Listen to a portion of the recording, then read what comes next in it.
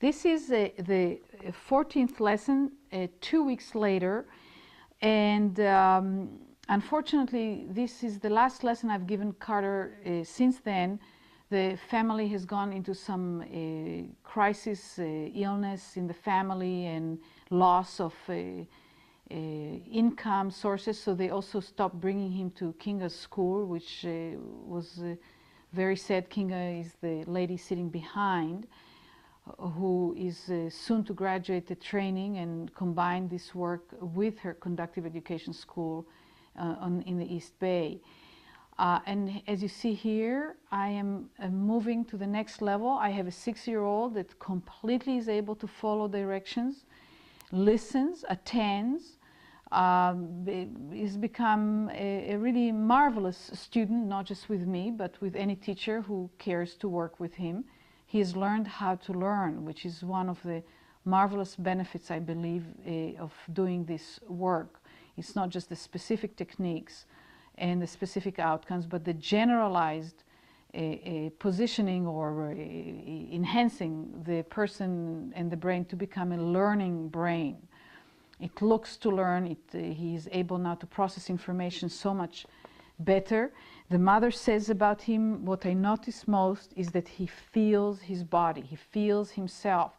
He understands words better because he has a sense of what they mean. And look here, the action of standing up. I'm here working with him towards having the ability to stand up from sitting either in a chair or on the floor. He gets out of a chair by himself already, but he holds on to things, and I'm looking to bring him to the place where he won't need it.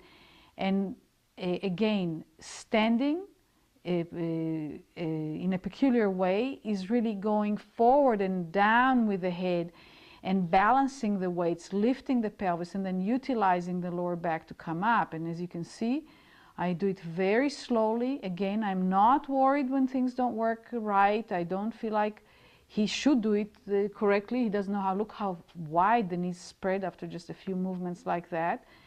That means I can feel from the outcome that his nervous system is definitely responding to what we are doing in a favorable way because the spasticity is reduced. But here again, just in order to learn, everyone needs variations and repetitions, but not the repetitions of the desired outcome, but repetitions of different little variations that lead us towards the ability to feel what we are doing and master the movement in its entirety.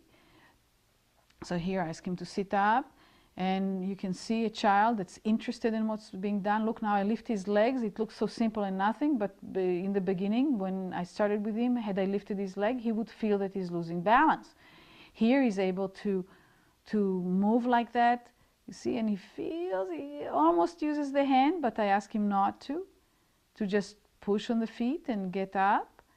He's not, there you go, he's done it. Here I continue in the same lesson, but in a lying position to enhance and intensify the configuration that I started with him in a sitting position. So the context is in the sitting position.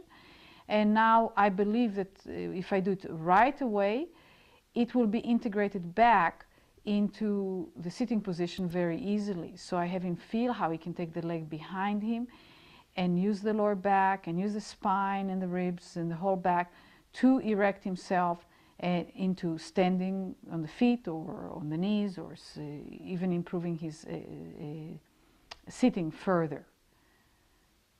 And here you'll see he comes down much faster. He can find the floor a lot faster. In the first few times we had to go down very slowly because he had no certainty that he could find the floor. He wasn't used to it. Look how beautifully both heels are down on the floor.